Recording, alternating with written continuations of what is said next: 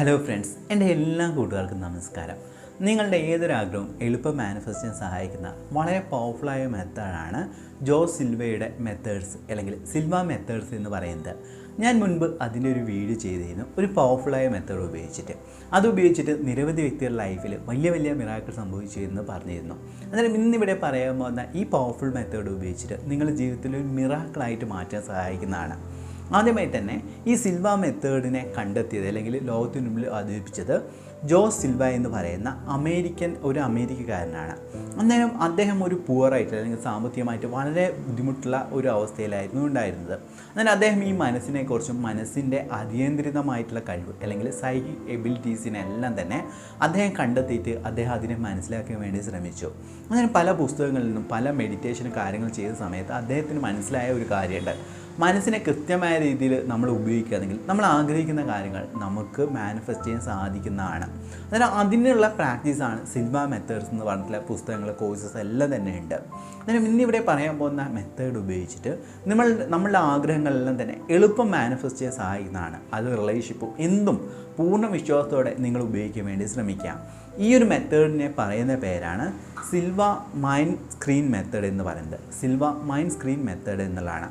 അന്നേരം ഈ ഒരു പ്രാക്ടീസ് ചെയ്യുന്നതിന് മുൻപായിട്ട് നിങ്ങൾക്ക് കുറച്ച് കാര്യങ്ങൾ നിങ്ങൾ കരുതേണ്ടതായിട്ടുണ്ട്. ഒന്നാമത്തെ കാര്യം എന്ന് വെച്ച് കഴിഞ്ഞാൽ ശാന്തമായിട്ടുള്ള ഒരു സ്ഥലം തിരഞ്ഞെടുക്കാൻ വേണ്ടി ശ്രമിക്കാം. പിന്നെ അടുത്തതായി നിങ്ങൾ ചെയ്യേണ്ടതെന്ന് വെച്ച് കഴിഞ്ഞാൽ ഒന്നെങ്കിൽ ഇരിക്കാം, അതിനേക്കാൾ നല്ലത്. അതായത് ഈ ഒരു മെത്തേഡ് ചെയ്യുന്ന സമയത്ത് നിങ്ങൾക്ക് വീട്ടിൽ സോഫയോ കാര്യങ്ങളുണ്ടെങ്കിൽ ശ്രദ്ധിക്കുക. സോഫ എന്ന് പറഞ്ഞാൽ നല്ല കുഷ്യനുള്ള സോഫയാണെങ്കിൽ നല്ലത്, അല്ലെങ്കിൽ ചെയറെങ്കിലും ഉപയോഗിക്കാൻ വേണ്ടി ശ്രമിക്കുക. കാരണം ഈ ഒരു മെത്തേഡ് നമ്മൾ സോഫയിലോ കാര്യങ്ങളോ ഇരുന്ന് ചെയ്യാനുള്ള കാരണം എന്ന് വെച്ച് കഴിഞ്ഞാൽ ഒരു സിനിമയെ പോലെ അല്ലെങ്കിൽ സിനിമ കാണുന്ന പോലെ തന്നെ നമ്മളെ ആഗ്രഹങ്ങൾ കാണുന്ന രീതിയിലാണ് ഈ ഒരു മെഡിറ്റേഷൻ അല്ലെങ്കിൽ ഈ ഒരു മെത്തേഡ് അദ്ദേഹം ഡിസൈൻ ചെയ്തിരിക്കുന്നത്. അന്നേരം ഞാൻ പറയുന്നതെന്ന് വെച്ച് കഴിഞ്ഞാൽ നിങ്ങൾക്ക് കഴിയുന്നതും ഒരു സോഫ അല്ലെങ്കിൽ ഒരു ചെയറെങ്കിലും നിങ്ങൾ ഉപയോഗിക്കാം. ബാക്കിൽ സപ്പോർട്ടുള്ള ചെയർ വേണം നിങ്ങൾ ഉപയോഗിക്കാൻ വേണ്ടിയിട്ട്. മെഡിറ്റേഷൻ ചെയ്യുന്ന സമയത്ത് പലരും പറയുക ബാക്കിൽ സപ്പോർട്ടില്ലാത്ത ചെയറാണ് ഉപയോഗിക്കേണ്ടത് എന്നുള്ളതാണ്. എന്നാൽ ഈ ഒരു സിൽവ മൈൻഡ് സ്ക്രീൻ മെത്തേഡിൽ നമ്മൾ ഉപയോഗിക്കേണ്ടത് എന്താണ്? സോഫ. കാരണം എന്താണ്? നമ്മൾ സിനിമ കാണുന്ന സമയത്ത് എപ്പോഴും നമ്മൾ കംഫർട്ടബിൾ ആയിട്ട് ഇരിക്കുക. അങ്ങനെ നിങ്ങൾ എന്ത് ചെയ്യുക? ശാന്തമായിട്ട് ആ സോഫയിലിരിക്കുക. എന്നിട്ട് എന്ത് ചെയ്യുക എന്ന് വെച്ച് കഴിഞ്ഞാൽ ശ്വാസം ഉള്ളിലേക്കും പുറത്തേക്കും വിട്ടിട്ട് നിങ്ങളുടെ മനസ്സിനെ ആൽഫ തലത്തിലേക്ക് കൊണ്ടുവരിക. അതായത് ഒരു ഉറക്കത്തിലേക്ക് വീഴുന്ന ഒരു സമയത്തെയാണ് ആൽഫ എന്ന് പറയുന്നത്. അങ്ങനെ ഈ ആൽഫ തലത്തിലേക്ക് വരാൻ വേണ്ടിയിട്ട് സിമ്പിളായിട്ട് നിങ്ങൾ ചെയ്യാൻ പറ്റുന്ന കാര്യം എന്ന് വെച്ച് കഴിഞ്ഞാൽ ശ്വാസം ഉള്ളിലേക്കും പുറത്തേക്കും ശ്രദ്ധിച്ചുകൊണ്ട്, അതായത് ഉള്ളിലേക്ക് പോകുന്ന സമയത്തുള്ള ഹാപ്പിനെസ്സും പുറത്തേക്ക് വിടുന്ന സമയത്തുള്ള ആ ഒരു സെൻസേഷൻ, ഈ കാര്യങ്ങളെല്ലാം തന്നെ ശ്രദ്ധിക്കുകയാണെങ്കിൽ നിങ്ങളുടെ മനസ്സ് ഓട്ടോമാറ്റിക്കായിട്ട് ശാന്തമാകുന്നതാണ്. എന്നിട്ട് എന്ത് ചെയ്യുക? നിങ്ങളുടെ കണ്ണ് ഇപ്പോൾ ഈ രീതി നോക്കുന്ന സമയത്ത് ഇത് 0 ഡിഗ്രിയാണ്. ഇതൊരു 20 ഡിഗ്രി, അതായത് ഈ ഒരു രീതിയിലേക്ക്, അതായത് 20 ഡിഗ്രി അളവിലേക്ക് നിങ്ങളൊരു സ്ക്രീനിലേക്ക്, ഒരു TV സ്ക്രീനോ കാര്യങ്ങളോ എങ്ങനെയാണ് നോക്കുന്നത് അതുപോലെ കണ്ണുകൾ ഉയർത്തിയിട്ട് നിങ്ങളുടെ ഒരു 6 ഫീറ്റ് അല്ലെങ്കിൽ ഒരു 6 അടി അകലത്തിൽ നിങ്ങൾ TVയും കാര്യങ്ങളും വെക്കുന്നത് എങ്ങനെയാണോ അതിന് ആ ഒരു 6 അടി അകലത്തിൽ ഒരു TV സ്ക്രീന് നിങ്ങൾക്ക് വേണമെങ്കിൽ ഒരു തിയേറ്റർ സ്ക്രീന് വിഷ്വലൈസേഷൻ ചെയ്യാൻ പറ്റുമെങ്കിൽ അതാണ് നല്ലത്. ഇല്ലെങ്കിൽ ഒരു TV സ്ക്രീൻ കാണാൻ വേണ്ടി ശ്രമിക്കുക. ഒരു ബ്ലാക്ക് ആയിട്ടുള്ള TV സ്ക്രീന് നിങ്ങളുടെ മുന്നിലുണ്ട്, നിങ്ങൾ സോഫയിൽ ഇരിക്കുകയും ചെയ്യുകയാണ്. അതോടൊപ്പം തന്നെ നിങ്ങളുടെ കണ്ണുകളുടെ കൃഷ്ണമണി ഒരു 20 ഡിഗ്രിയിൽ പൊന്തിച്ച് വെച്ചിരിക്കുകയാണ്. അല്ലെങ്കിൽ നമ്മൾ ഇങ്ങനെ TV കാണുന്ന സമയത്തൊന്ന് പൊന്തിച്ച് വെക്കുന്ന പോലെ തന്നെ ഒരു 20 ഡിഗ്രിയിൽ പൊന്തിച്ച് വെച്ചിരിക്കുകയാണ്.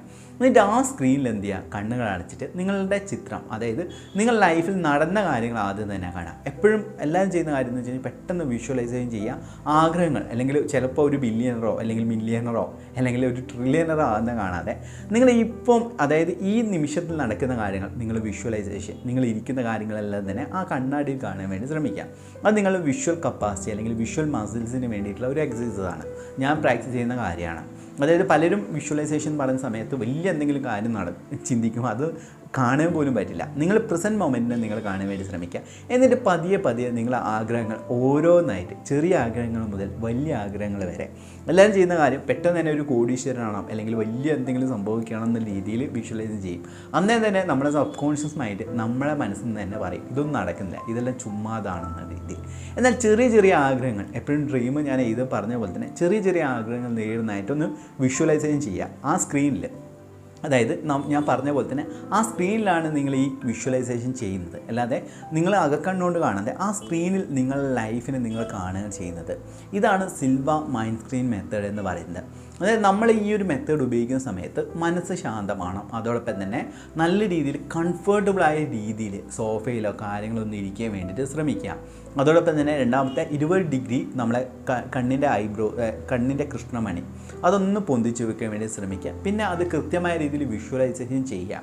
അത് ഓരോ കാര്യങ്ങളും നമ്മൾ എത്രത്തോളം സ്പെസിഫിക് ആയിട്ട് ദൃശ്യവൽക്കരണം ചെയ്യുന്നു അത്രത്തോളം നമ്മുടെ ലൈഫിൽ മിറാക്കിൾ സംഭവിക്കുന്നതാണ്. അന്നേരം ഈ മെത്തേഡിന് ശേഷം എന്ത് ചെയ്യുക, എന്നിട്ട് ഈ ഒരു മെഡിറ്റേഷൻ ചെയ്ത് കഴിഞ്ഞാൽ വീണ്ടും കണ്ണുകൾ അടച്ച് തന്നെയാണ് ഇരിക്കുക. എന്നിട്ട് ശാന്തമായിട്ട് ഒന്ന് ശരീരം ഒന്ന് ഫ്രീ ആയിട്ട് വെക്കുക. അതെന്താണ് നിങ്ങളുടെ ശരീരത്തിലേക്ക് ആ ഒരു എനർജി അല്ലെങ്കിൽ ആ ഒരു ഫീലിങ്ങിനെ കറക്റ്റായിട്ട് അനുഭവിക്കാൻ വേണ്ടിയിട്ടാണ്. എന്നിട്ട് കൈകൾ ഉരസിയിട്ട് കണ്ണുകളിലേക്ക് ഊർജ്ജം പകർന്നിട്ട് ഈ ഒരു മെഡിറ്റേഷൻ അവസാനിപ്പിക്കുക എന്നുള്ളതാണ് ചെയ്യേണ്ടത്.